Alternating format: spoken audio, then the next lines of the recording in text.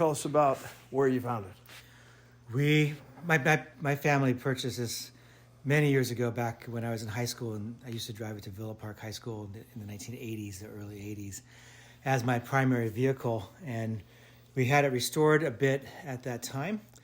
And then it was until about 5 years ago or so that we decided to do another restoration on it, so that my father, who was in his 80s, could have one last time to spend and enjoy it. Nice. And the color, the beige and black you were telling me, is like the original color? That's the original color. My dad, years ago, tracked down the color palette for it, and so it's as accurate as it could be. And then the engine and transmission all looks like someone's rebuilt that. Yeah. Drivetrain. Just a few years ago, we had everything redone. Tried to keep it as original as possible, and nothing souped up or anything. But we did put in new tail lights that I think are LED. But other than that, we're trying to keep it as authentic as possible.